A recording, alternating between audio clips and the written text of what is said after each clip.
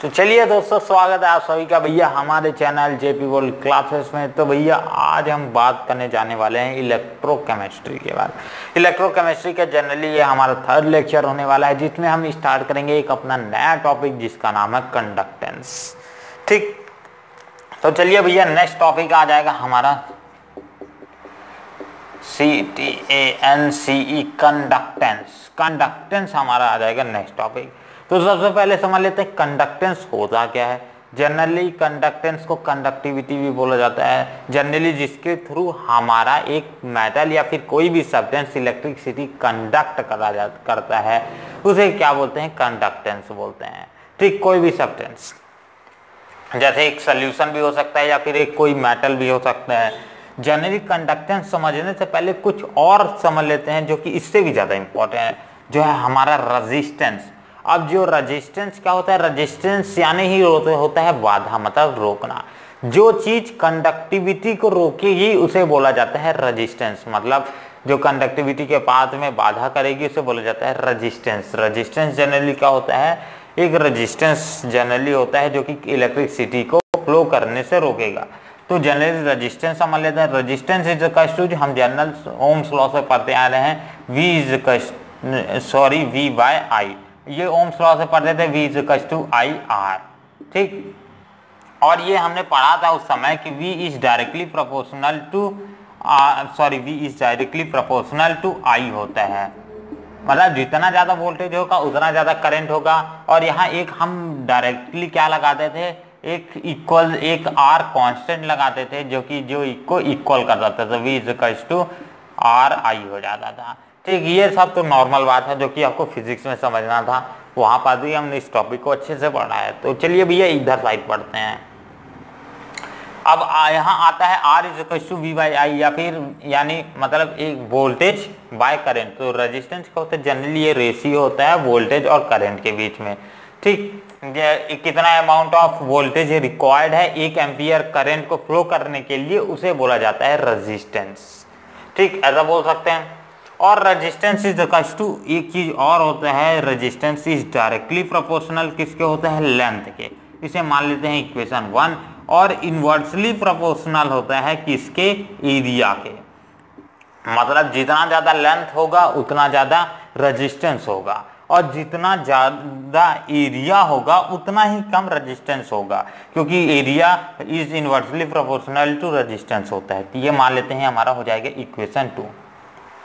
ठीक, अब from equation 1 और 2 को अगर मैं कंबाइन कर देता हूं तो मेरे को क्या मिल जाएगा, R is directly proportional to L by A लिख सकता हूं। ठीक, और generally R is equal to rho L by A, यहाँ डायरेक्टली प्रोपोर्शनलिटी साइन को हटाने के लिए मैं R इज इक्वल टू क्या लिख दूंगा, एक प्रोपोर्शनलिटी साइन लगा दूंगा, जिसे रेजिस्टिविटी बोला जाता है। रेजिस्टिविटी जनरली, रेजिस्टेंस एक इंटरनल प्रॉपर्टी होती है हर एक मटेरियल की जो कि कांस्टेंट होती है। ठीक, तो जिसे रेजिस्टिविटी बोला जाता है, R is equal to rho L by A। ये हो गया पूरा का पूरा हमारा पास फाइनल इक्वेशन आ गया। तो ये सारी इक्वेशंस को मैं मिटा देता हूं, और ये भी अभी हमें इसी से रिलेटेड समझना है। R is equal to rho L by A। अब R क्या है, यहाँ रेजिस्टेंस है जो हम समझ चुके हैं। R क्या है, ये रो जो है ये हमारा क्या होता है, रेजिस्टिविटी होता है। क्या, RISTIVITY, रेजिस्टिविटी होता है। और यहाँ L क्या है, लेंथ है, और A क्या है, एरिया है। अब ये रेजिस्टिविटी क्या होता है, रेजिस्टिविटी भी सिंपल इसी फॉर्मूला से समझ सकते हैं। R इज इक्वल टू क्या है, रो L बाय A आया। ठीक, अब मैं इसको क्या कर देता हूँ, इसी के रिस्पेक्ट में अगर मेरे को रेजिस्टिविटी फाइंड करने के लिए बोलता है तो रेजिस्टिविटी इज इक्वल टू क्या लिख सकता हूँ, resistance into area by length. ठीक, इस तरह से लिख सकता हूं। तो जनरली रेजिस्टेंस की क्या होता है, रेजिस्टिविटी क्या होता है, जनरली रेजिस्टेंस एक टाइप का बैरियर होता है जो कि क्या करता है, करंट को रोकने से, मतलब करंट को फ्लो करने से रोकता है। रेजिस्टिविटी जनरली इंटरनल प्रॉपर्टी होती है, और हर एक मटेरियल की अपनी रेजिस्टिविटी होती है। मतलब हर एक मटेरियल का अपना इंटरनल रेजिस्टेंस होता है, यानी रेजिस्टिविटी होती है इंटरनल प्रॉपर्टी, जो कि जनरली लेंथ और एरिया के ऊपर डिपेंड नहीं करता है। क्योंकि हर एक मटेरियल, जैसे मैं एक वायर लेके मान के चल रहा हूँ, तो उस वायर का लेंथ जो है वो अगर 5 किलोमीटर का है तो 5 किलोमीटर का ही लेंथ रहेगा। उसकी एरिया अगर 5 मीटर स्क्वायर है, 5 मीटर स्क्वायर है, तो 5 मीटर स्क्वायर ही उसकी एरिया रहेगी, ये बढ़ेगी घटेगी नहीं, जब तक हम एक्सटर्नल फोर्स लगा के बढ़ाते घटाते नहीं है। इसलिए रजिस्टिविटी लेंथ और एरिया के ऊपर डिपेंड बिल्कुल भी नहीं करती है। अगर वही रेजिस्टेंस की बात करूंगा तो रेजिस्टेंस हमने पढ़ा था कि R is directly proportional to L, मतलब ये लेंथ के ऊपर भी डिपेंड करता है और R हमेशा एरिया के ऊपर भी डिपेंड करता है। तो लेंथ के ऊपर भी डिपेंड करेगा, एरिया के ऊपर भी डिपेंड करता है हमारा R, ठीक। बट जो हमारा रेजिस्टिविटी होता है वो लेंथ और एरिया के ऊपर डिपेंड नहीं करता है, ठीक। क्योंकि और रेजिस्टिविटी सिर्फ दो चीज़ों के ऊपर डिपेंड करता है। अगर मैं बोलूँगा तो रेजिस्टिविटी एक तो पहले नेचर ऑफ मटेरियल के ऊपर डिपेंड करता है, मतलब किस टाइप का हमने मटेरियल यूज़ किया है या फिर क्या मटेरियल हमने लिया है, जैसे मेटल लिया है या फिर कॉपर लिया है या फिर कौन सा क्या चीज़ लिया है, उसके ऊपर डिपेंड करेगा रेजिस्टिविटी, ठीक। और हर एक मेटल्स की, हर एक सब्सटेंस की अपनी अलग अलग रेजिस्टिविटी होती है। और दूसरा ये डिपेंड करता है एक तो पहले नेचर ऑफ मटेरियल यूज्ड, कौन सा मटेरियल यूज किया है, ये रेजिस्टिविटी डिपेंड्स की बात कर रहा हूं। दूसरा ये डिपेंड करता है टेम्परेचर पे। ये दो ही फैक्टर के ऊपर क्या करता है, रेजिस्टिविटी डिपेंड करता है, ठीक। अब भैया बात करते हैं, पहला आ जाएगा हमारा नेचर, दूसरा आता है हमारा टेम्परेचर। अब हमने समझ लिया नेचर ऑफ मटेरियल, तो मतलब हर एक मटेरियल का अपना अपना रेजिस्टिविटी होता है, इसलिए ये डिफरेंट डिपेंड करता है। अगर टेम्परेचर की बात करूंगा तो यहाँ कैसे डिपेंड करता है भैया, जैसे टेम्परेचर के हिसाब से, अगर टेम्परेचर के हिसाब से समझेंगे तो अगर जितना ज़्यादा हाई टेम्परेचर होगा उतना ही ज़्यादा रेजिस्टिविटी क्या होगी, इंक्रीज करेगी। क्या होगा, पर किसके लिए, कंडक्टर्स, मतलब ये कंडक्टर्स यानी मेटल्स की बात कर रहा हूँ, उनके लिए सिर्फ। तो मतलब जितना ज़्यादा उनका टेम्परेचर होगा उतना ही ज़्यादा उसकी रेजिस्टिविटी होगी। तो एक तरह से प्रेशर के ऊपर भी डिपेंड करता है, एक तरह से डेंसिटी के ऊपर भी एक तरह से डिपेंड करता है, ये सारी चीज़ों के ऊपर भी डिपेंड करता है। ये हो गया। अगर वहीं मैं रेजिस्टेंस की बात करूँगा तो रेजिस्टेंस नेचर ऑफ मटेरियल के ऊपर तो डिपेंड करता ही है, टेम्परेचर के ऊपर डिपेंड करता ही है, प्लस पॉइंट किसके ऊपर डिपेंड करता है, साइज, एरिया, लेंथ, इन सब के ऊपर भी डिपेंड करता है रेजिस्टेंस, ठीक। तो रेजिस्टेंस जनरली शेप, साइज, इन सब के ऊपर भी डिपेंड करता है। अब बात करते हैं रेजिस्टेंस। रेजिस्टेंस की एसआई यूनिट क्या होती है। अगर मैं रेजिस्टेंस की एसआई यूनिट की मैं बात करता हूं तो इसकी एसआई यूनिट होती है ओम्स, ठीक। क्या होती है, इसकी एसआई यूनिट होती है ओम्स। वहीं अगर मैं रेजिस्टिविटी की बात करूंगा तो इसकी एसआई यूनिट हो जाती है हमारा ओम्स मीटर। अब भैया ये होता किस तरह से, अगर आपको नहीं पता है तो चलिए भैया निकाल लेते हैं,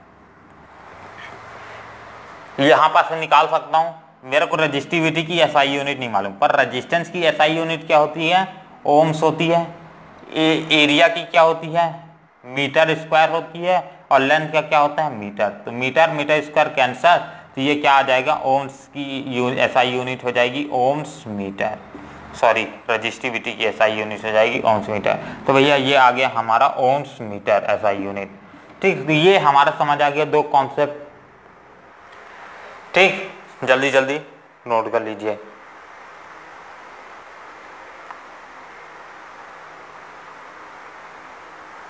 चलिए भैया हो गया। अब बात करते हैं इसी में एक और इम्पोर्टेंट कॉन्सेप्ट की, जो कि काफी इंपॉर्टेंट भी है। अब ये जो रजिस्टिविटी होती है इसकी वैल्यू क्या होती है। अगर मैं रजिस्टिविटी की वैल्यू बात करता हूं तो रजिस्टिविटी की क्या वैल्यू होती है। रजिस्टिविटी की अगर मैं बात करता हूं तो उसकी वैल्यू, मतलब रो की यूनिट क्या होती है, m N E square tau by A, ये होती है इसकी वैल्यू। मतलब अगर रजिस्टिविटी की बात करूंगा तो रजिस्टिविटी की वैल्यू क्या होती है, m N E square tau by A. मतलब रेजिस्टेंस की भी हम लिख सकते हैं कि एम एन ए नहीं होता है यहाँ, M N E square tau ये हो जाएगा, और ये लेंथ बाय एरिया। तो ये हो जाएगा रेजिस्टेंस का एक और फॉर्मूला जो कि आपको फिजिक्स में देखने को मिला था करंट इलेक्ट्रिसिटी के केस में, चलिए भैया ये वाला भी फॉर्मूला काफी इंपॉर्टेंट है और यहाँ से हम रजिस्टिविटी को काफी और तरीके से समझ सकते हैं। देखो m क्या है भैया, मास है। m क्या है, m is equal to mass, ठीक, जो भी मटेरियल यूज कर रहे हैं उसका। n क्या है, number of electrons, number of electrons, ठीक, of given material, number of electrons of the given material है, ठीक। टाउ क्या है, relaxation time, CATION relaxation time.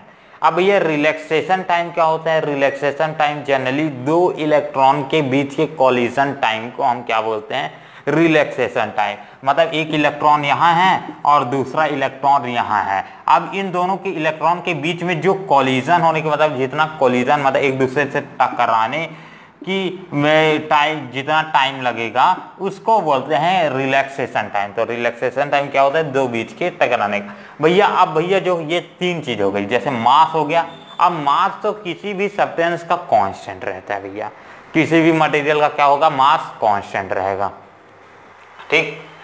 N sorry ई क्या है, ई क्या होता है, इलेक्ट्रॉन चार्ज ऑफ इलेक्ट्रॉन। तो चार्ज ऑफ इलेक्ट्रॉन क्या है, जनरली 1.6 × 10⁻⁻19 कूलम। ये तो एक कांस्टेंट वैल्यू है, ये कभी चेंज नहीं होने वाली है। तो ये कांस्टेंट हो गया, ये कांस्टेंट हो गया। अब भैया बचे ये दो, मतलब n नंबर ऑफ इलेक्ट्रॉन्स और दूसरा रिलैक्सेशन टाइम। अब ये दोनों चीजें कांस्टेंट नहीं होती है। n नंबर ऑफ इलेक्ट्रॉन्स हर एक मेटल्स के लिए बदलता है, ठीक। और जो एक बेटर अच्छा एक कंडक्टर होगा तो उसका n नंबर ऑफ इलेक्ट्रॉन्स भी ज़्यादा होगा और एज कंपेयर टू एक अनदर मटेरियल के बोलूँगा। तो अगर रिलैक्सेशन टाइम की बात करता हूँ तो रिलैक्सेशन टाइम भी चेंज करेगा, यानी वेरी करेगा हर एक के लिए, क्योंकि अगर एक मेटल में अच्छे नंबर ऑफ इलेक्ट्रॉन्स है, मतलब बहुत ज़्यादा नंबर ऑफ इलेक्ट्रॉन्स है, तो वो दोनों इलेक्ट्रॉन्स से क्या करेंगे, एक दूसरे से बहुत जल्दी ही कोलाइड कर जाएंगे। बट और बहुत सारे सब्सटेंस होते हैं कि जिनमें नंबर ऑफ इलेक्ट्रॉन्स कम है। अब ये नंबर ऑफ इलेक्ट्रॉन्स कम है तो उन्हें कोलाइड करने के लिए टाइम लगेगा, क्योंकि बहुत कम नंबर ऑफ इलेक्ट्रॉन्स है, मतलब इलेक्ट्रॉन डेंसिटी बहुत कम है। जैसे कि एक मेटल ले लेते हैं, सबसे आसान समझ जाएगा, एक ले लेते हैं मेटल, एक मेटल ले लेते हैं। अब भैया इसमें बहुत सारे इलेक्ट्रॉन्स हैं, ठीक, ये हो गया बहुत सारे इलेक्ट्रॉन। अब इन दोनों इतने सारे इलेक्ट्रॉन्स प्रेजेंट है तो मतलब इसे कोलिजन होने के लिए स्पेस कितनी है, बहुत कम है। वहीं एक और मैं मेटल ले लेता हूँ इस साइड का, अब इसमें एक इलेक्ट्रॉन यहाँ है, दूसरा इलेक्ट्रॉन यहाँ है, अब बहुत कम इलेक्ट्रॉन है, तो इसमें कोलिजन टाइम क्या हो जाएगा, बहुत देर में होगा, मतलब रिलैक्सेशन टाइम बढ़ जाएगा। तो हर एक मेटल्स का अपना अलग रिलैक्सेशन टाइम है, और हो सकता है कि करंट डिक्रीज होने या इंक्रीज होने के कारण रिलैक्सेशन टाइम में क्या हो जाए, कम ज़्यादा हो जाए। पर मास और mass of electron charge on electron तो कांस्टेंट रहेगा, और नंबर ऑफ इलेक्ट्रॉन्स के ऊपर और रिलैक्सेशन टाइम के ऊपर डिपेंड करता है। तो अगर ये मटेरियल का एक कांस्टेंट मान लेते हैं, सारा का सारा नंबर ऑफ इलेक्ट्रॉन्स, अगर 50 ठोक एक मेटल में इलेक्ट्रॉन तो 50 ही है नंबर ऑफ इलेक्ट्रॉन्स हैं। रिलैक्सेशन टाइम जितना दो के बीच में अगर 2 सेकंड लग रहा है या फिर 2 माइक्रो सेकंड लग रहा है, तो ये अगर ये सारी चीजें फिक्स है तो इसे क्या बोला जाता है, इसे रो बोला जाता है, मतलब रजिस्टिविटी बोला जाता है। रजिस्टिविटी, इसे डेंसिटी वाले को भी इसी से डोनेट करते हैं, कंफ्यूज मत होइएगा। तो इसे क्या बोला जाता है, रजिस्टिविटी बोला जाता है। अगर ये सारी चीजें एक मेटल की कांस्टेंट है तो उसे हम बोलते हैं कि वो एक मेटल की रजिस्टिविटी इतनी है। उसी के हिसाब से ये सारे कॉन्सेप्ट को यूज करके एक मेटल की रजिस्टिविटी निकाली जाती है। तो बोलिए ये कॉन्सेप्ट आपको क्लियर है। चलिए भैया, जो हमने पढ़ना था इसमें हमने यहीं पास पढ़ लिया, जो कि हमारा आ जाएगा, ये वाला फॉर्मूला भी काफी इंपॉर्टेंट है आपके फिजिक्स के हिसाब से। तो चलिए भैया, यहाँ तो ये ज़्यादा फॉर्मूला इस्तेमाल नहीं करना है, इसके रिलेटेड हमें यहाँ फॉर्मूला की इस्तेमाल करना है, R = ρL/A। ये आ जाएगा हमारा फॉर्मूला, समझ आया। चलिए भैया, अब हमें जो टॉपिक समझना था कंडक्टेंस, उसमें आते हैं फिर से। तो कंडक्टेंस क्या होता है, जिसके कारण एक मेटल या फिर कोई सब्सटेंस या फिर कोई सॉल्यूशन में करंट फ्लो होता है, उसे कंडक्टेंस बोलते हैं। कंडक्टेंस जनरली क्या है, एक प्रॉपर्टी है, ठीक, एक टाइप की कंडक्टिविटी क्या है, जनरली एक प्रॉपर्टी है जिसके थ्रू इलेक्ट्रिसिटी फ्लो करता है। जो रोकेगा उसे रेजिस्टेंस बोला जाता है। अब भैया जो कंडक्टेंस होता है इसे किससे डोनेट किया जाता है, इससे जी से डोनेट किया जाता है। किससे डोनेट किया जाता है, जी से। तो जी इज इक्वल टू क्या लिख सकता हूं, 1/r। ये होता ही है जनरली कि अगर क्या होगा है, जी जाने का कंडक्टेंस जितना ज्यादा होगा मतलब रेजिस्टेंस एक मेटल का उतना ही कम होगा या फिर एक कंडक्टर का उतना कम है। अगर किसी का बहुत ज्यादा रेजिस्टेंस है, मतलब किसी भी मेटल, एक मेटल हमारे पास ए मेटल दिया गया है, इसकी रेजिस्टेंस बहुत ज्यादा हाई है तो उसकी कंडक्टेंस बहुत ज्यादा कम हो जाएगी। मतलब रोकने वाले लोग बहुत ज्यादा हैं और जाने वाला सिर्फ एक है, तो क्या हो जाएगा, रोक लेंगे उसे आराम से, मतलब इसकी कंडक्टेंस बहुत ज्यादा कम हो जाएगी। तो सिंपली मैं इसी की जगह आर की वैल्यू भी पुट कर सकता हूँ, R is equal to rho L by A. तो ये क्या आ जाएगा, रो अपॉन यहाँ आ जाएगा एल इंटू ए, ये आ जाएगा इस तरह से। ठीक, इसको इस तरह से लिख सकता हूँ। और जो 1 ये जो रजिस्टिविटी होती है, 1 रजिस्टिविटी इज इक्वल टू क्या होता है हमारा, ये होता है हमारा कंडक्टिविटी, जिसे क्या बोला जाता है, कप्पा से डोनेट किया जाता है, मतलब के साइन से डोनेट किया जाता है। तो 1 resistivity is equal to conductivity. तो जनरली 1 रजिस्टिविटी जिसे क्या बोला जाता है, इसे कप्पा बोला जाता है, KAPPA कप्पा। और इसके एसआई यूनिट के बाद में बात करेंगे। ठीक, तो इसकी जगह मैं जनरली ये भी लिख सकता हूँ, अब 1/रो की जगह K इंटू A/L। तो ये भी हमारा क्या आ जाएगा, कंडक्टेंस का फॉर्मूला। ठीक, ये भी आपसे रिलेटेड है, जिससे हिसाब से हम क्वेश्चन आगे जाके सॉल्व भी करेंगे इस टॉपिक में। ठीक, तो ये हो जाएगा कंडक्टेंस। तो कंडक्टेंस क्या होता है, और कंडक्टिविटी जिसे के से यानी कप्पा से डोनेट किया जाता है, ये होता है 1 रजिस्टिविटी। ठीक है भैया, अब ये हो गया सारा कॉन्सेप्ट हमारा यहाँ पास कंप्लीट। अब यहाँ कुछ कॉन्सेप्ट जैसे कि कंडक्टिविटी किसके ऊपर डिपेंड करता है, एरिया के ऊपर डिपेंड करता है और लेंथ के ऊपर। मतलब जितना ज़्यादा एरिया होगा उतना ही ज़्यादा कंडक्टिविटी भी होगी। लेंथ अगर कम है तो भैया कंडक्टिविटी और ज़्यादा है। मतलब ज़्यादा मोटा चीज़ में क्या होगा, जो कंडक्टेंस होगा उसे मतलब एक बहुत ज़्यादा मोटा, इतना मोटा मान लेते हैं एक मेटल है, अब इतना मोटा मेटल है तो भैया उसमें नंबर ऑफ फ्री इलेक्ट्रॉन्स भी बहुत ज़्यादा होंगे और उसका साइज सिर्फ इतना ही है। तो इतने ही छोटे साइज में इतना मोटा मेटल है भैया, और उसमें कितने नंबर ऑफ फ्री इलेक्ट्रॉन्स पास होंगे, क्योंकि वॉल्यूम तो बहुत छोटा हो गया। अब अगर इसके लेंथ को खींच के बड़ा कर देता हूं तो नंबर ऑफ इलेक्ट्रॉन धीरे धीरे क्या हो जाएंगे, बड़े हो जाएंगे, दूर दूर चल देंगे। तो नंबर ऑफ फ्री इलेक्ट्रॉन्स रहेंगे उतने ही, बट क्या हो जाएंगे, कम से हो जाएंगे, मतलब दूर दूर हो जाएंगे। तो उनमें कोलिजन टाइम बहुत ज्यादा कम हो जाएगा, मतलब एक तरह से रजिस्टिविटी उसकी कम हो जाएगी। ठीक, अब भैया ये हो गया पूरा का पूरा कॉन्सेप्ट। तो मतलब अगर एक एरिया, ज़्यादा एरिया का कोई भी मेटल है तो उसमें क्या होगा, कंडक्टेंस ज़्यादा होगा। अगर उसका एरिया कम है तो उसमें कंडक्टेंस क्या होगा, कम होगा। ठीक, और अगर लेंथ ज़्यादा है तो भी कंडक्टेंस क्या होगा, कम होगा। सेल समझ आ जाएगा ये सारे फॉर्मूला से ही। और जो के हो जाएगा उसे कंडक्टिविटी बोला जाता है, जिसे कप्पा भी बोला जाता है, के फॉर कप्पा। ठीक, अब भैया इन सब की बात कर लेते हैं। जो अब हमने एक रेजिस्टेंस की एसआई यूनिट क्या बताया था, ओम्स। अब जी यहाँ जो कंडक्टेंस की एसआई यूनिट है, यहाँ 2-3 एसआई यूनिट पड़ेगी। एक तो भैया जो सबसे पहले आ जाता है हमारा SIEMENS, सीमेंस, जिसे एस से डोनेट किया जाता है, क्या हो जाएगा, सीमेंस। ठीक, दूसरा इसकी एसआई यूनिट हो जाती है हमारा ओम्स इनवर्स। और तीसरा एसआई यूनिट जो अगर ओम्स का आप उल्टा कर देंगे मतलब मोह माया, MHO। ठीक, मोह आ जाएगा, ये भी एक एसआई यूनिट होती है। तो इसे जो भी आप चाहो तो कंडक्टेंस का एसआई यूनिट यूज कर सकते हो। और वहीं यहाँ आप क्या आता है, कप्पा, मतलब कंडक्टिविटी की क्या एसआई यूनिट होगी। कंडक्टिविटी की एसआई यूनिट क्या हो जाएगी, यहाँ पर से सिंपल निकाल सकते हैं। कंडक्टिविटी इज इक्वल टू क्या होता है, के इज इक्वल टू 1 रजिस्टिविटी।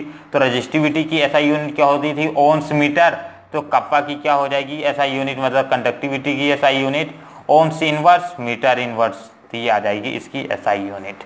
ठीक भैया, हो गया कॉन्सेप्ट क्लियर। और ये एक फॉर्मूला आ जाएगा, और आप चाहे तो इस वाले रिलेशन से भी क्या निकाल सकते हैं, कंडक्टिविटी का फॉर्मूला निकाल सकते हैं। ठीक, तो ये हो गया पूरा का पूरा कंडक्टेंस जो हमें समझना था। अब भैया इसमें एक और बच गया जो L/A होता है किसी भी मेटल का, L/A, इसे बोला जाता है सेल कांस्टेंट। क्योंकि L और एरिया हर एक कोई भी मेटल दिया गया है उसका हम जनरली फिक्स लेके चलते हैं, इसलिए इसे सेल कांस्टेंट भी बोला जाता है। चलिए भैया ये टॉपिक कंडक्टेंस यहीं कंप्लीट करते हैं और भैया बढ़ते हैं थोड़ा सा आगे, क्योंकि थोड़ा ये बोरिंग सा हो रहा है। ऐसा लग रहा है आपको? नहीं लग रहा है ना? थैंक्स फॉर वॉचिंग यार, एक लाइक कर दीजिए यार। चलिए भैया आगे बढ़ते हैं, लाइक वाइक आपकी पसंद है। अब भैया हमारा नेक्स्ट आता है भैया नेक्स्ट टॉपिक बढ़ते हैं। अब ये हो गया कंप्लीट हमारा कंडक्टेंस। अब जो नेक्स्ट टॉपिक आता है हमारा कितने टाइप्स के हो सकते हैं conductors, types of DUCTOR conductors. अगर कंडक्टेंसी या फिर कंडक्टर्स की टाइप्स की बात कर सकते हैं तो दो टाइप्स की हो सकते हैं कंडक्टर्स। एक तो हो जाएगा हमारा metallic, TELIC metallic conductors, CONDUCTOR conductor, और दूसरा हो जाएगा हमारा electrolytic conductor, electrolytic electrolytic CONDUCTOR। बोलते बोलते एक एक करके दिमाग में थोड़ा बहुत उल्टा सीधा आ जाता है तो मीनिंग थोड़ा डिस्टर्ब सी हो जाती है। ये हो गया कॉन्सेप्ट। एक होता है हमारा पहला मेटेलिक कंडक्टर, दूसरा होता है हमारा इलेक्ट्रोलाइटिक कंडक्टर्स। ठीक, तो समझ लेते हैं, लिख लिया। अब आगे बढ़ते हैं भैया क्या क्या क्या होता है, क्या होता है, मेटेलिक कंडक्टर्स क्या होते हैं और इलेक्ट्रोलाइटिक कंडक्टर्स क्या होते हैं। तो मेटेलिक कंडक्टर्स वो कंडक्टर्स होते हैं जहां मोबाइलिटी मतलब इलेक्ट्रिसिटी फ्लो करती है, किसके कारण, नंबर ऑफ फ्री इलेक्ट्रॉन्स, मतलब फ्री इलेक्ट्रॉन्स के कारण जहां इलेक्ट्रिसिटी फ्लो करेगी उसे मेटेलिक कंडक्टर्स बोला जाता है। मतलब जनरली इसके मेटेलिक कंडक्टर्स के क्या एग्जांपल आ जाएंगे, आयरन आ जाएगा, कॉपर आ जाएगा, जनरली जो कि मेटल से बने हों। ठीक, और इलेक्ट्रोलाइटिक कंडक्टर्स वो कंडक्टर्स हो जाएंगे जो कि सॉल्यूशन मतलब एक टाइप से इलेक्ट्रोलाइट से बने हों, जैसे कि KCN, SCl, और हो गया KNO3, KCH3COOH, बहुत सारे हैं जी। अब ये जितने जितने सॉल्यूशंस हो वो सारे इलेक्ट्रोलाइटिक सॉल्यूशंस हो जाएंगे। तो यहाँ क्या फ्लो हो रहा है, किसके कारण, आयंस के कारण। जहां इलेक्ट्रिसिटी फ्लो करेगी उसे इलेक्ट्रोलाइटिक कंडक्टर्स बोलते हैं, और जहां इलेक्ट्रॉन्स के कारण कंडक्टिविटी होगी मतलब इलेक्ट्रिसिटी फ्लो करेगी उसे मेटेलिक कंडक्टर्स बोलते हैं। ठीक, समझ आ गया। चलिए भैया इन दोनों के बीच में एक डिफरेंस क्रिएट कर लेते हैं ताकि आपका टॉपिक और भी ज्यादा क्लियर हो जाए। हाथ है पूरा पसीना पसीना आ रहा है भैया, बहुत गर्मी है। चलिए भैया बात करते हैं दो। अब एक आता है मेटेलिक कंडक्टर्स, दूसरा आता है इलेक्ट्रोलाइटिक कंडक्टर्स। फिर से रब करता हूं और काफी कॉन्सेप्ट को और क्लियर करते हैं। मेटेलिक कंडक्टर्स, और इधर साइड लिख लेता हूं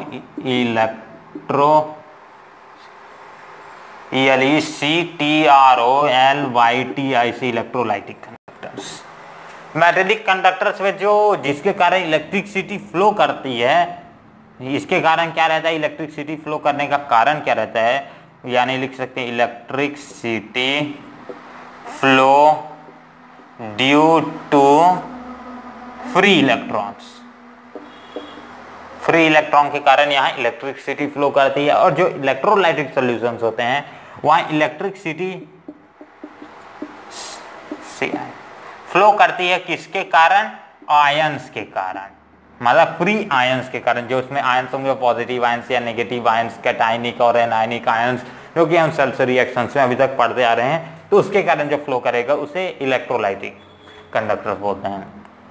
जनरली अगर इसमें इसका एग्जाम्पल की मैं बात करता हूं तो इसके एग्जाम्पल आ जाएंगे मेटल्स। ठीक, दूसरा इसका एग्जाम्पल की अगर बात करूंगा तो कॉपर आ जाएगा, जिंक आ जाएगा। ठीक, और ये इसकी एग्जाम्पल की बात करूंगा तो KCN आ जाएगा, KNO3 आ जाएगा, HCl आ जाएगा, CH3 COOH एसिटिक एसिड, ये सारे आ जाएंगे भैया, बहुत सारे हो जाएंगे, इधर साइड भी बहुत सारे हो जाएंगे। ठीक, अब भैया किसके कारण यहाँ इलेक्ट्रिसिटी फ्लो करी, इलेक्ट्रॉन्स के कारण, वहाँ आयंस के कारण। यहाँ एग्जांपल आ जाएगा मेटल, कॉपर, जिंक, यहाँ KCN, मतलब ये डिफरेंस आ जाएंगे। ठीक, अब भैया इसमें एक इंपॉर्टेंट पॉइंट अडॉप्ट करते हैं, ये पहला हो जाएगा, ये दूसरा हो जाएगा, ये तीसरा। अब यहाँ जो रेजिस्टेंस होता है, अगर हमारा यहाँ सिंपल टेम्परेचर को हम क्या करते हैं, बढ़ाते हैं। टेम्परेचर को अगर मैं क्या करता हूँ, बढ़ाता हूँ, तो यहाँ क्या होगा, रेजिस्टेंस हमारा बढ़ेगा। ठीक, क्या हो रहा है, टेम्परेचर को बढ़ाने पे रेजिस्टेंस हमारा बढ़ता है। ठीक, और यहाँ क्या होता है, अगर मैं टेम्परेचर को बढ़ाता हूं तो यहाँ हमारा जो रेजिस्टेंस है वो घटेगा। ओहो, थोड़ा उल्टा हो रहा है, मतलब यहाँ जो टेम्परेचर को बढ़ाने पर रेजिस्टेंस क्या हो रहा था, बढ़ रहा था, यहाँ टेम्परेचर को बढ़ाने से रेजिस्टेंस घट जाएगा इलेक्ट्रोलाइटिक सोल्यूशन के लिए। तो ये क्या हो गया, एक इंपॉर्टेंट पॉइंट। अगर यहीं पास 14 पॉइंट की मैं बात करता हूं, तो अगर मैं यहाँ टेम्परेचर बढ़ाता हूं तो क्या हो जाएगा, कंडक्टिविटी एक हिसाब से घट जाएगी, क्योंकि ये कंडक्टिविटी इन्वर्सली प्रोपोर्शनल होती है रेजिस्टेंस के, एक तरह से बोल सकते हैं। और यहाँ अगर मैं टेम्परेचर फिर भी बढ़ा रहा हूँ तो यहाँ क्या हो जाएगा, कंडक्टिविटी बढ़ जाएगी भैया। तो भैया यहाँ थोड़ा उल्टा केस देखने का दोनों में मिल जाएगा। ठीक, क्योंकि इसमें जो नंबर ऑफ आयंस रहेंगे वो क्या कर रहे हैं, as हीट बढ़ाने के कारण क्या हो जाता है, वो ज्यादा एक्साइटेशन स्टेट में चल देते हैं इलेक्ट्रोलाइटिक सॉल्यूशंस में आयंस। अब ये वो ज्यादा एक्साइटेशन स्टेट, मतलब उनकी काइनेटिक एनर्जी बढ़ जाती है, तो वो एक दूसरे से घटाघट टकराते हैं, और जिसके कारण इलेक्ट्रिसिटी हाई अमाउंट में प्रोड्यूस होती है, मतलब हाई अमाउंट में इलेक्ट्रिसिटी फ्लो करती है जब यहाँ हीट बढ़ाते हैं। बट यहाँ क्या होता है, मेटेलिक कंडक्टर्स में यहाँ जैसे ही हम हीट बढ़ाते हैं तो ये एटम्स जो रहते हैं एक दूसरे से दूर जाने लगते हैं, और उसके इलेक्ट्रॉन्स क्या हो जाते हैं, फिक्स्ड टाइप के हो जाते हैं, और जिसके कारण इलेक्ट्रॉन डेंसिटी घट जाती है। इलेक्ट्रॉन डेंसिटी घट जाने के कारण भैया यहाँ मेटेलिक कंडक्टर्स में हमारा इलेक्ट्रिसिटी का लेवल भी बढ़ जाता है, मतलब कंडक्टिविटी घट जाता है। ठीक, समझ आ गया। तो ये दोनों आखिरी के पॉइंट्स इंपॉर्टेंट है और माइंड को ग्लो करने वाले हैं। चलिए भैया, ये हो गया, और इस तरह से आप दोनों में डिफरेंस कर सकते हैं, metallic conductor and electrolytic conductor. और बढ़ते हैं अपना नेक्स्ट टॉपिक जो है मोलर कंडक्टिविटी। ठीक, तो मोलर कंडक्टेंस जिसे बोला जाता है, यानी मोलर कंडक्टिविटी भी बोल सकते हो भैया। तो नेक्स्ट टॉपिक आ जाएगा हमारा मोलर कंडक्टेंस यानी मोलर कंडक्टिविटी। चलिए भैया नेक्स्ट टॉपिक में बढ़ते हैं, है हमारा मोलर कंडक्टिविटी, जिसे किससे आप साइन वाले और इसे m और से डोनेट किया जाता है। भैया इस साइन को बोला क्या जाता है, अगर इस टोटल को बात करूंगा तो सीमेंस पर मीटर पर मोलैरिटी बोला जाता है। क्या, मोलैरिटी सीमेंस पर मीटर पर मोलैरिटी, इसका क्या बोला जाता है, इस साइन का नाम है भैया। इस पूरे को क्या बोला जाता है, सीमेंस पर मीटर पर मोलैरिटी। भैया इसे वैसे जनरली डोनेट करते हैं, तो इसे मोलर कंडक्टिविटी यानी मोलर कंडक्टेंस बोला जाता है एक इलेक्ट्रोलाइटिक सॉल्यूशन, इलेक्ट्रोलाइटिक सॉल्यूशन का। ठीक, अब भैया आप करते हैं ये मोलर कंडक्टिविटी होता क्या है या फिर कंडक्टेंस होता क्या है। एक सिंपल से एग्जांपल से समझते हैं और आपका ये पूरा डेफिनेशन भी पता चल जाएगा। जब एक किसी भी इलेक्ट्रोलाइट का मोलर कंडक्टेंस यानी कंडक्टिविटी 1 मोल मतलब कि जो हो, मतलब एक अगर कोई भी इलेक्ट्रोलाइटिक सॉल्यूशन दिया गया है जिसका कंसंट्रेशन 1 मोल हो, ठीक, और उसकी कंसंट्रेशन मतलब C जो हो 1 मोल हो, और उस समय जिसमें कंडक्टेंस प्रोड्यूस हो रहा है, मतलब जिसके कारण उसमें कंडक्टेंस जो प्रोड्यूस होगा, उस पूरे को क्या बोला जाता है, मोलर कंडक्टेंस बोला जाता है। मतलब एक इलेक्ट्रोलाइटिक सॉल्यूशन का जब कंसंट्रेशन 1 मोल होगा, ठीक, 1 मोलर कंसंट्रेशन होगा, उस समय जो कंडक्टेंस प्रोड्यूस होगा उसे मोलर कंडक्टेंस बोला जाता है, यानी मोलर कंडक्टिविटी बोला जा सकता है। ठीक, समझ आ गया। तो इसे एक फॉर्मूला से डोनेट किया जाता है, जिसका फॉर्मूला इस तरह से गुजरता है, molar conductivity is equals to K into 1000 by M molarity. ठीक भैया, तो ये फॉर्मूला आपको ध्यान रखना है, क्या हो जाएगा K into 1000 by M, K into 1000 by M. ठीक, तो ये हो जाएगा भैया मोलर कंडक्टिविटी का फॉर्मूला। और इसे अगर मोलर कंडक्टिविटी को दूसरे लैंग्वेज में, चलिए भैया समझ लेते हैं, थोड़ा सा और हिंट अप कर लेते हैं और माइंड को बूस्ट करते हैं।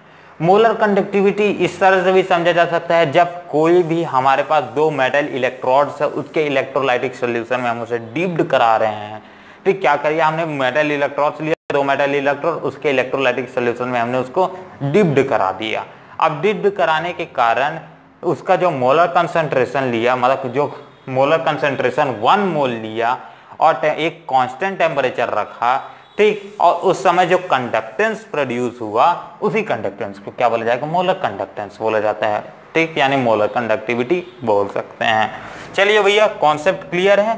फिर से भैया एक ही बार को कितना फिर से, मेरा मन लग रहा है कि आपको समझ नहीं आया। चलो भैया फिर से, हम दो मेटल इलेक्ट्रोड्स ले रहे हैं, उसके इलेक्ट्रोलाइटिक सोल्यूशन में हम डिप्ड करा रहे हैं। ठीक, और जो हमारा मोलर कंसंट्रेशन लिया वो 1 मोल होगा और एक स्पेसिफिक टेम्परेचर, मतलब कोई भी एक करंट टेम्परेचर लेंगे, एक सर्टेन टेम्परेचर ले लेंगे, जैसे 25 डिग्री सेंटीग्रेड ले लेता हूँ जो कि रूम टेम्परेचर है। ठीक, और उस समय जो हमारा कंडक्टेंस प्रोड्यूस होगा उसी को मोलर कंडक्टेंस बोला जाता है। ठीक, एक आसान सी भाषा में ये समझ आ गया। चलिए भैया, इसका फॉर्मूला भी लिख लीजिए और आगे बढ़ते हैं। अब आता है हमारा नेक्स्ट टॉपिक, जो होता है लिमिटिंग मोलर कंडक्टिविटी। इसके आगे क्या लग जाएगा, सिर्फ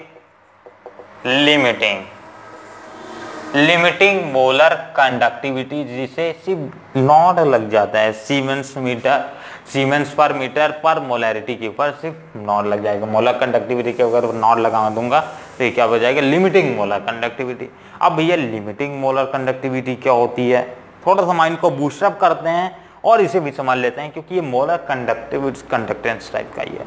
जब हम किसी भी इलेक्ट्रोलाइटिक सोल्यूशन को क्या कर रहे हैं, जब हम किसी इलेक्ट्रोलाइटिक सोल्यूशन को, जब इलेक्ट्रोलाइटिक सोल्यूशन को क्या करते हैं, जब हम किसी इलेक्ट्रोलाइटिक सोल्यूशन को डाइल्यूट करते हैं, डाइल्यूशन करते हैं, मतलब डाइल्यूट करते हैं, वाटर मिलाते हैं या फिर किसी भी अलग तरीके से उसे हल्का किया जाता है, मतलब डाइल्यूट किया जाता है। जब इलेक्ट्रोलाइटिक सोल्यूशन को डाइल्यूट किया जाता है, ठीक, और उसकी जो मतलब जो उसकी कंसंट्रेशन होती है वो 0 पहुंच जाती है, मतलब उसकी जो वैल्यू हो जाती है। अब धीरे धीरे उसको डाइल्यूट करते उसके मोलर जो उसका मोलर कंसंट्रेशन रहेगा, यानी मोलर कंडक्टिविटी, वो कंडक्टेंस वो 0 हो जाएगा। ठीक, उस यूनिट या फिर उस लिमिटिंग वैल्यू को क्या बोला जाता है, 0 कंसंट्रेशन बोला जाता है। और उस पूरे प्रोसेस को क्या बोला जाता है, लिमिटिंग मोलर कंडक्टिविटी। समझ आया? जब हम किसी इलेक्ट्रोलाइटिक सोल्यूशन को क्या करते हैं, डाइल्यूट करते हैं और उसका कंसंट्रेशन 0 कंसंट्रेशन हो जाता है, तो उस लिमिटिंग वैल्यू को क्या बोला जाता है, लिमिटिंग मोलर कंडक्टिविटी। अब 0 कंसंट्रेशन के बाद उसका मोलर कंसंट्रेशन इंक्रीज ही नहीं होता है। चलिए भैया एक ग्राफ के थ्रू समझ लेते हैं इसको, तो और ज्यादा क्लियर हो जाएगा। मान लेते हैं मेरे पास एक स्ट्रॉन्ग इलेक्ट्रोलाइटिक सोल्यूशन है, जो है एक केसीएन का एग्जांपल मैं मान के चलता हूँ। मान लेता हूँ मेरे पास एक ये ग्राफ है। अब इधर साइड में क्या ले लेता हूँ, एक मेरे पास स्ट्रॉन्ग इलेक्ट्रोलाइट है जिसका मोलर कंसंट्रेशन 2 मोल है, मान लेते हैं।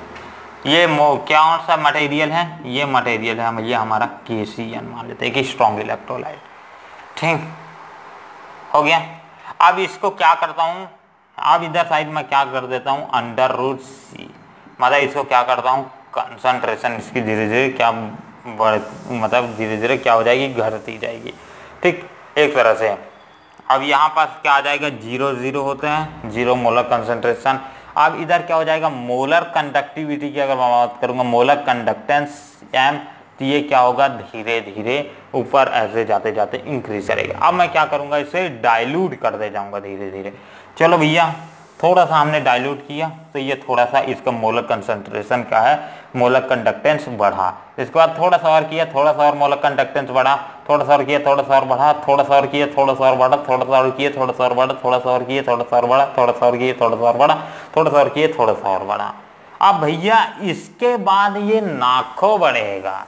ठीक, जब हम किसी भी इलेक्ट्रोलाइट को क्या करते हैं, डाइल्यूट करते हैं, तो एट इनफाइनाइट डाइल्यूशन पे, मतलब एक इनफाइनाइट डाइल्यूशन पे, एक सर्टेन डाइल्यूशन पे क्या हो जाएगी, उसकी वैल्यू जीरो हो जाएगी, मतलब उसका कंसंट्रेशन क्या हो जाएगा, जीरो हो जाएगा।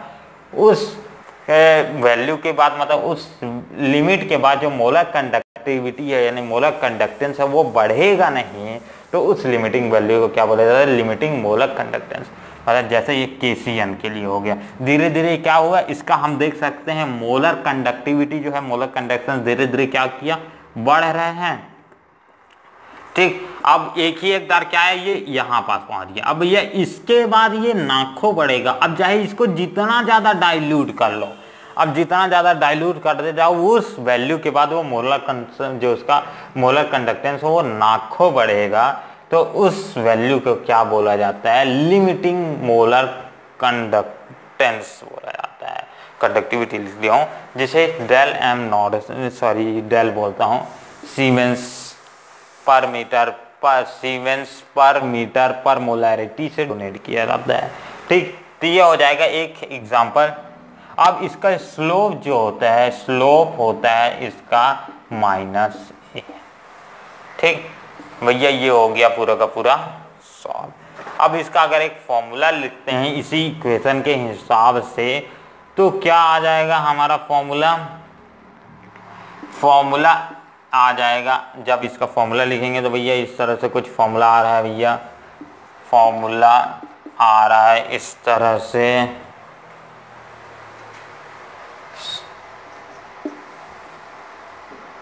m माइनस इसके बाद -a√c, ये आ जाएगा इसका फॉर्मूला। तो मोलर कंडक्टेंस इसकी बात करेंगे तो मोलर कंडक्टेंस कितने तक जाएगी, इतने लिमिट तक जाएगी। ठीक, तो जो यहाँ c है वो हमारा कंडक्टिविटी है। ठीक, अब धीरे धीरे कंडक्टिविटी को हम क्या कर रहे हैं, बढ़ा रहे हैं, पर एक वैल्यू आएगी जहाँ ये क्या हो जाएगी, 0 हो जाएगी। ठीक, अब धीरे धीरे इसकी क्या है, ये लिमिटिंग मोलर कंडक्टेंस क्या हो जाएगी, धीरे धीरे बढ़ेगी, और इसके बाद ये भी एक पॉइंट पे आके रुक जाएगी, और उसी की पॉइंट को क्या बोला जाता है, लिमिटिंग मोलर कंडक्टिविटी। ठीक, तो ये हो जाएगा पूरा का पूरा एक वेल प्रूव्ड बोल सकते हैं लिमिटिंग मोलर कंडक्टिविटी का। ये हो गया कॉन्सेप्ट क्लियर। अब भैया थोड़ा सा आगे कर रहे हैं, अब एक और कॉन्सेप्ट इसे में पकड़ते हैं जो कि होता है एक वीक इलेक्ट्रोलाइट। अब भैया हमने बात कर ली है इलेक्ट्रोलाइट, एक स्ट्रॉन्ग इलेक्ट्रोलाइट जैसे कि KCN। अब वीक इलेक्ट्रोलाइट के लिए क्या होता है, अब इसके लिए थोड़ा सा आपका दिमाग घूम सा जाएगा, क्योंकि इसके लिए थोड़ा सा केस उल्टा हो जाता है। जो वीक इलेक्ट्रोलाइट होते हैं उनको जब हम डाइल्यूट करना चालू करते हैं तो जनरली उनमें कोई पीक देखने को नहीं मिलती है, मतलब एक स्ट्रेट पाथ है, मतलब उसमें जो मोलर कंडक्टिविटी रहेगी वो चेंज नहीं होती है, मतलब एक पीक देखने को मिलेगी। अब एक दार भैया ये क्या हो जाएंगे, इंस्टेंट हो जाते हैं। इंस्टेंट मतलब एक ही एक दारे में उछाल देखने को मिलता है। तो जैसे बात करते हैं एसिटिक एसिड CH3COOH की बात करते हैं। चलिए भैया, ये एक वीक इलेक्ट्रोलाइट है, तो ये सारा का सारा कॉन्सेप्ट इधर साइड का ऐसे ही रहेगा। फिर से बनाते हैं इस वीक इलेक्ट्रोलाइट √C, और इधर जाने पे ये बढ़ेगा। ठीक, इधर साइड मूव कर रहे हैं। अब मान लेते हैं एक वीक इलेक्ट्रोलाइट का 1 मोलर है कंसंट्रेशन, और ये मान लेते हैं CH3COOH एक वीक इलेक्ट्रोलाइट है। अब इसका जब मैं डाइल्यूट करना चालू करूंगा तो मैं देखूंगा भैया इसमें कोई पीक ही देखने को नहीं मिल रही है, मतलब ये जो मोलर कंडक्टिविटी है वो एक बढ़ ही नहीं रही है, बट एक ही एक बार एक ऐसी वैल्यू आएगी जिसके बाद ये इसका इंस्टेंट पीक देखने को मिलेगा, मतलब इस तरह से डायरेक्ट पीक देखने को मिलेगा। अब ये जितना ज़्यादा इसको बढ़ाते जाएंगे, इतना ज़्यादा डाइल्यूट करते जाएं, अब वो उतना ज़्यादा बढ़ता ही जाएगा। मतलब उस वैल्यू को क्या बोला जाता है, उस वैल्यू को लिमिटिंग मोलर कंडक्टिविटी बोला जाता है किसके, वीक इलेक्ट्रोलाइट के लिए।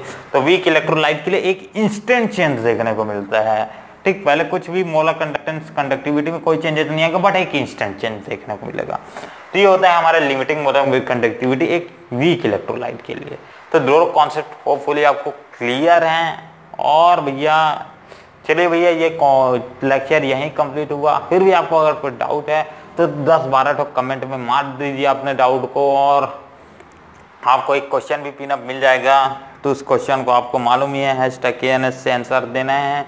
और बाय योर नेम लाइक कीजिए, चैनल को सब्सक्राइब कीजिए अगर अभी तक सब्सक्राइब नहीं किया है। पता चला सब्सक्राइब कर दिए, उसी के ऊपर फिर दबा दिए अनसब्सक्राइब हो गया भैया, सॉरी। और अगर सब्सक्राइब कर लिए थैंक्स, अगर नहीं सब्सक्राइब कीजिए तो सब्सक्राइब कीजिए। चलिए भैया यहीं ख़त्म करते हैं। थोड़ा सा गर्मी लग रहा है। चलिए भैया वीडियो कंप्लीट। अगले वीडियो में पढ़ेंगे कोलेरोज लॉ को। इसके बाद कुछ क्वेश्चन प्रीवियस ईयर्स के क्वेश्चन सॉल्व करेंगे, जो कि आपके एग्जाम पॉइंट ऑफ व्यू से काफ़ी इंपॉर्टेंट है। Thanks for watching and see you on next video.